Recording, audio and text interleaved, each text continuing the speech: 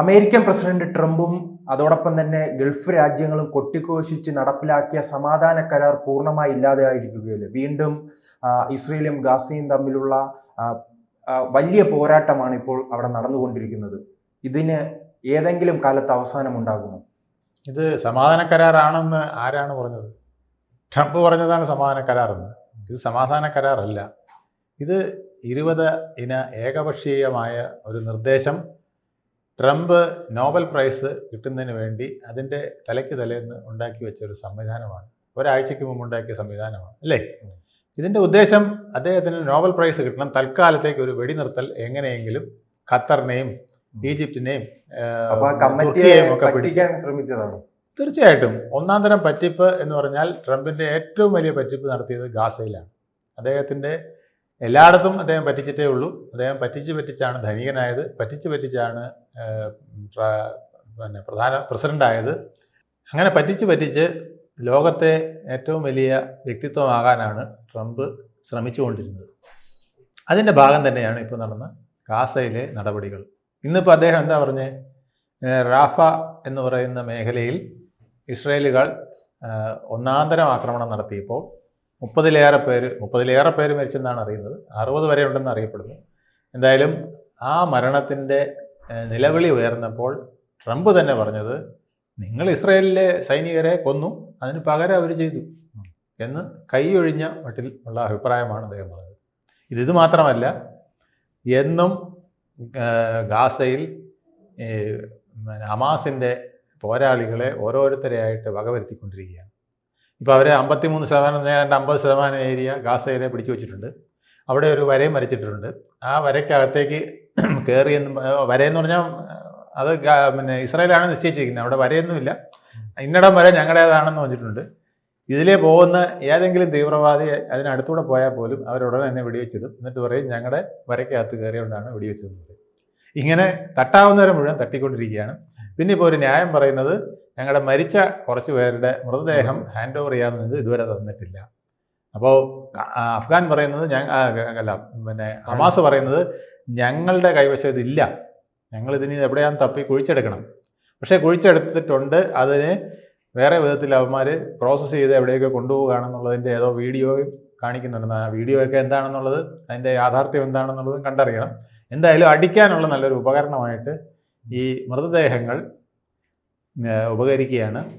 ഇപ്പൊ പറയില്ലേ, മൃതദേഹങ്ങൾ വെച്ചുകൊണ്ട് ആക്രമിക്കുക. പലരും ചൂണ്ടിക്കാട്ടിയതായിരുന്നല്ലോ, ഈ ബന്ദികളെ വിട്ടു നൽകിയാൽ പിന്നീട് വലിയ ആക്രമണം ഈ ഹമാസ് പ്രതീക്ഷിക്കണമെന്ന്. അതാണോ ഇപ്പോൾ നടപ്പിലാക്കുന്നത് ഇസ്രായേൽ? ഇതിൻ്റെ അന്തിമ ലക്ഷ്യമെന്ന് പറഞ്ഞാൽ ഗാസ മുഴുവനായി തങ്ങൾക്ക് കിട്ടണം. ഇനി ഗാസ അഥവാ കിട്ടിയില്ലെങ്കിൽ പോലും ഗാസയുടെ പൂർണ്ണമായ നിയന്ത്രണം തങ്ങളുടെ കയ്യിൽ വേണം. അവിടെ ഹമാസിൻ്റെ ഒരൊറ്റ വ്യക്തി പോലും ഉണ്ടാവരുത്. അതാണല്ലോ എഗ്രിമെൻറ്റ്. ഹമാസ് അവിടെ കാണരുത്. ഹമാസിനെ ഇനി എവിടെ പോയാലും അവരെ നിരായുധീകരിക്കണം. നിരായുധീകരിച്ചില്ലെങ്കിൽ ഞങ്ങളുടെ തട്ടും. പക്ഷേ ഈ ഹമാസിനെ സംബന്ധിച്ചിടത്തോളം അവർ ഈ സംഘർഷ സമയത്ത് മാളത്തിൽ ഒളിച്ചിരുന്നു. ഇപ്പോൾ പുറത്തിറങ്ങി അവിടെ ജനങ്ങളെ വലിയ രീതിയിൽ ബുദ്ധിമുട്ടിക്കുന്നുണ്ടല്ലോ. ജനങ്ങളെ അന്നും ബുദ്ധിമുട്ടിക്കുന്നുണ്ട്, ഇന്നും ബുദ്ധിമുട്ടിക്കുന്നുണ്ട്. എന്തുകൊണ്ടാണ് ആശുപത്രികൾ, നരേന്ദ്രമോദി തന്നെ ഇസ്രായേലിനോട് പറഞ്ഞെന്നാ പറയുന്നത്, നിങ്ങൾ ആശുപത്രികൾ ആക്രമിക്കുന്നതും സ്ത്രീകളെയും കുട്ടികളെയും ആക്രമിക്കുന്നതും സ്കൂളുമൊക്കെ ആക്രമിക്കുന്നതൊക്കെ വലിയ വിരോധം നിങ്ങൾക്ക് വരുമെന്ന് പറഞ്ഞപ്പോൾ നെതന്യാഹു തന്നെ പറഞ്ഞു വേറെ നിവൃത്തിയില്ല. കാരണം ഇതിൻ്റെ അടിയിൽ മുഴുവൻ ഇരിക്കുന്നത് ഹമാസ് പോരാളികളാണ്. ഞങ്ങൾ ഇവരെ അടിച്ചില്ലെങ്കിൽ യവന്മാരെ കൊല്ലാൻ നോക്കില്ല, യവന്മാരെ കൊല്ലാതിരുന്നാൽ ഞങ്ങളുടെ ആളെ അവർ കൊല്ലും. അതുകൊണ്ട് ഞങ്ങൾക്ക് വേറെ നിവൃത്തിയില്ല, ഞങ്ങൾ തട്ടിക്കൊണ്ടിരിക്കും. അത് കുട്ടിയാണെന്നോ സ്ത്രീയാണെന്നോ നോക്കാൻ പറ്റില്ല. അവർക്ക് ഞങ്ങൾ വാണിംഗ് കൊടുക്കാം. എപ്പോഴും ഒരു വാണിംഗ് കൊടുക്കാറുണ്ട്. ഏത് ആക്രമണത്തിന് മുമ്പും ഒരു വാണിംഗ് കൊടുക്കും. ചിലപ്പോൾ നോട്ടീസുകൾ വിതരണം ചെയ്യും, ഇവിടുന്ന് മാറിക്കോണം, ഞങ്ങളിതാ 5 മണിക്കൂറിനകം അല്ലെങ്കിൽ 4 മണിക്കൂറിനകം ആക്രമിക്കും. ഇത് ഇറാൻ ഇസ്രായേൽ വാറിനും അവരങ്ങനെയാണ് ചെയ്തിരുന്നത്. ഇറാൻ്റെ നഗരങ്ങളിലൊക്കെ അവർ മുൻകൂർ അനൗൺസ്മെൻറ്റ് കൊടുക്കും, ഞങ്ങൾ 1 മണിക്കൂറിനകം 2 മണിക്കൂറിനകം ഇന്നിടത്ത് ബോംബിടും അല്ലെങ്കിൽ മിസൈൽ അയക്കും, അതുകൊണ്ട് അവിടെ നിന്ന് മാറിക്കോണം എന്ന് പറയും. മാറിയില്ലെങ്കിൽ 2 മണിക്കൂറിനകം അവർ ബോംബിട്ടിരിക്കും അല്ലെങ്കിൽ മിസൈൽ വർഷിച്ചിരിക്കും. ഇത് തന്നെയാണ് ഗാസയിൽ നടന്നുകൊണ്ടിരുന്നത്. അവർ പറയും ഇതിൻ്റെ ഈ ആശുപത്രിയുടെ അടിയിൽ ഇന്ന ആൾക്കാരൊക്കെ ഇരിക്കുകയാണ്, അത് ഹമാസിൻ്റെ വൻ തീവ്രവാദികളാണ് ഇരിക്കുന്നത്, അവിടുന്ന് നിങ്ങൾ മാറിക്കോണം, മാറിയില്ലെങ്കിൽ ഞങ്ങൾ ബോംബിടും അല്ലെങ്കിൽ മിസൈലിടും. അല്ല, ഇത് കറക്റ്റായിട്ട് അവർ നടത്തിക്കൊണ്ടിരിക്കുകയാണ്. എന്തെങ്കിലും ഇതിൽ കൃത്യമായ ഒരു സമാധാനം നടപ്പിലാക്കാൻ ഈ രണ്ട് രാജ്യങ്ങളെ കൊണ്ട് കഴിയുമോ? ഇല്ല, ഇതിൽ ഒരു കാര്യമേ ഇസ്രായേൽ ആഗ്രഹിക്കുന്നുള്ളൂ. ഗാസ എന്ന് പറയുന്നത് ഒന്നുകിൽ പൂർണ്ണമായി ഞങ്ങളുടെ കയ്യിൽ വരണം, അല്ലെങ്കിൽ ഭാഗികമായെങ്കിലും ആരുടെയെങ്കിലും കയ്യിലിരിക്കുന്നെങ്കിലും അത് സാധാരണ പലസ്തീൻ ജനത 50%, 55% വരുന്ന ഏരിയ വിട്ടുള്ളത് അവരെടുത്ത്, അതായത് അവരുടെ ഒരു ബൗണ്ടറി അവരിനി കീപ്പ് ചെയ്യും. ഇത് പിന്നെ ഇതിൻ്റെ ഘടന നിങ്ങൾക്ക് മനസ്സിലായിട്ടുണ്ടോയെന്ന് അറിയില്ല. ഇപ്പോൾ കേരളം എന്ന് പറഞ്ഞൊരു സംസ്ഥാനം ഇരിക്കുന്നു, അതിനകത്ത് ആലപ്പുഴയുടെ വലിപ്പം പോലും ഇല്ല, ആലപ്പുഴയേക്കാൾ ചെറിയ ഒരു പീസാണ് ഈ ഗാസ എന്ന് പറയുന്നത്. അത് കേരളത്തിനകത്ത് ആലപ്പുഴ എന്ന ഒരു കൊച്ചു പീസ്, പകുതി വരുന്ന, ആലപ്പുഴയുടെ പകുതി ശകലം കൂടെ കൂടുതൽ വരുന്ന ഒരു പീസാണ് ഈ ഗാസ എന്ന് പറയുന്നത്. ഇതിനകത്ത് ഇരുന്നുകൊണ്ട് കേരളത്തിലെ ജനങ്ങളെ, ആലപ്പുഴയുടെ ഒരു പകുതി ഭാഗത്തിരുന്നുകൊണ്ട് കുറച്ച് തീവ്രവാദികൾ കേരളത്തിലെ ജനങ്ങളെ ആക്രമിച്ചാൽ എങ്ങനെ ഇരിക്കും? നമ്മുടെ ഫീൽ എന്തായിരിക്കും? ഇത് തന്നെയാണ് ഇസ്രായേലിൻ്റെ ഫീൽ. ഇതാണ് അവർ പറയുന്നത്. ഞങ്ങളുടെ മടിയിലിരുന്നു കൊണ്ട് ഇത്രയും നാളും ഞങ്ങൾ അവർക്ക് ആഹാരം കൊടുത്തിരുന്നു, ജോലി കൊടുത്തിരുന്നു, കറണ്ട് കൊടുത്തിരുന്നു, വൈദ്യുതി കൊടുത്തിരുന്നു, ഭക്ഷണം കൊടുത്തിരുന്നു, മെഡിസിൻ കൊടുത്തിരുന്നു, എല്ലാം കൊടുത്തിരുന്നു. ഈ ഒക്ടോബർ 7 മുമ്പ്, 2023 ഒക്ടോബർ 7 മുമ്പ് ഇതെല്ലാം ചെയ്തുകൊണ്ടിരുന്നതാണ്. ഞങ്ങൾ സൗഹൃദക്കാരെ പോലെ പോയിരുന്നതാണ്. തമിഴ്നാട്ടിൽ നിന്ന് എങ്ങനെ ഇവിടെ ആളുകൾ വന്ന് പണ്ട് ജോലി ചെയ്തിരുന്നു, അതുപോലെ ഇസ്രായേലിലേക്ക് ഗാസയിൽ നിന്നും ആൾക്കാർ വന്ന് ജോലി ചെയ്തിട്ട് തിരിച്ചു പോയിക്കൊണ്ടിരുന്നതാണ്. വളരെ സൗഹൃദം, ആ ബോർഡറൊക്കെ വളരെ ഫ്രീ ആയിരുന്നു. അതുകൊണ്ടാണ് ഈ ഇത്രയും പേരെ അവർക്ക് വധിക്കാനും ബന്ദികളായി കൊണ്ടുപോകാനും ഒക്കെ ഒരു പെട്ടെന്നൊരു സുപ്രഭാതത്തിൽ സാധിച്ചത്. കാരണം ഗാസയുടെ ഒരു ഫ്രണ്ട്ലി സ്റ്റേറ്റ് പോലെയാണ് അവർ നടന്നിരുന്നത് എന്നുള്ളതാണ്. ആക്രമണം നടന്ന ശേഷം ആ ദൃശ്യങ്ങൾ പരിശോധിക്കുമ്പോൾ കാണുമല്ലോ, അവിടുത്തെ നാട്ടുകാർ ഉൾപ്പെടെ ഈ ഹമാസിനെ ജയ് വിളിക്കുകയാണല്ലോ. അല്ല, അത് ചോക്ക് വെച്ചുകൊണ്ടല്ലേ. ഇപ്പൊ ഞാൻ താങ്കളുടെ പുറകിൽ ചോക്ക് വെച്ചിട്ട് വേണുഗോപാൽക്ക് ജയ് എന്ന് വിളിക്കാൻ പറഞ്ഞാൽ വിളിക്കുകയോ ഇല്ലയോ? വിളിച്ചില്ലെങ്കിൽ പിന്നെ ഒരിക്കലും ഒന്നും വിളിക്കാൻ പറ്റാത്ത വിധത്തിൽ ടപ്പെന്ന് വീഴും. അതുകൊണ്ട് ജയ് വിളിക്കും. ഇനി ഞാൻ പറയുന്ന എൻ്റേത് മാത്രമല്ല, എന്നേക്കാൾ വേറൊരു നിങ്ങളുടെ ശത്രു ഉണ്ടെങ്കിൽ അയാൾക്കും ജയ് വിളിക്കാൻ പറഞ്ഞാൽ നിങ്ങൾ വിളിക്കും.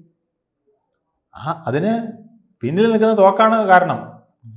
അല്ലെങ്കിൽ നിങ്ങളുടെ വിളി എന്നത്തേക്കുമായിട്ട് നിലയ്ക്കും. അപ്പം അതിന് ഭേദം ഇയാൾ പറയുന്നത് വിളിക്കുക എന്നുള്ളതാണ്.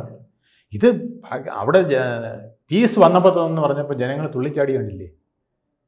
അതിൽ തുള്ളിച്ചാടിയവർ കുറേ പേര് ഇസ്രായേലുകാരെയും പുകഴ്ത്തി. കാരണം ഈ സമാധാനം എങ്ങനെയെങ്കിലും ഉണ്ടാക്കിയതിന് ഇസ്രായേലിനും സ്തുതി എന്ന് പറഞ്ഞവരെ തെരഞ്ഞു പിടിച്ചാണ് വെടിവെച്ച് കൊന്നത്. ഈ ഹമാസ് വീണ്ടും വന്ന് പകുതി മണിക്കൂറുകൾക്കകം എല്ലാ സ്വന്തം ജനതയെ വെടിവെച്ചിടുകയാണ് ചെയ്തത്. എന്തിനാണ്?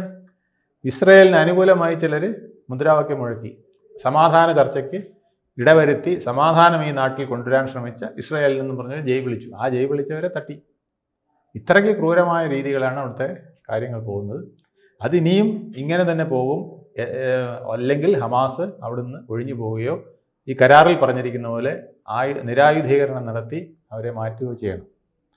ഇല്ലെങ്കിൽ വരുന്ന വിപത്തുകൾ ഇതൊക്കെ ആയിരിക്കും എന്നാണ് ട്രംപ് തന്നെ ഇപ്പോൾ പറഞ്ഞത്. കരാറിൻ്റെ മെയിൻ ആളായ ട്രംപ് പറഞ്ഞത്, നിങ്ങൾ അവരെ അടിച്ചാൽ അവർ തിരിച്ചടിക്കും. ഇസ്രായേൽക്കാരനെ അടിച്ചു എന്ന് പറഞ്ഞിട്ട് കാര്യമില്ല.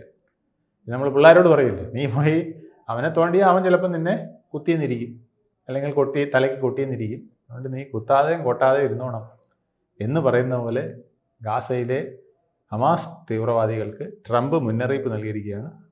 തൊട്ടാൽ അവൻ തട്ടും. കൂടുതൽ വാർത്തകളും വിശേഷങ്ങളും നിങ്ങളിലേക്ക് എത്താൻ ABC മലയാളം സബ്സ്ക്രൈബ് ചെയ്യുക, ബെൽ ബട്ടണും അമർത്തുക.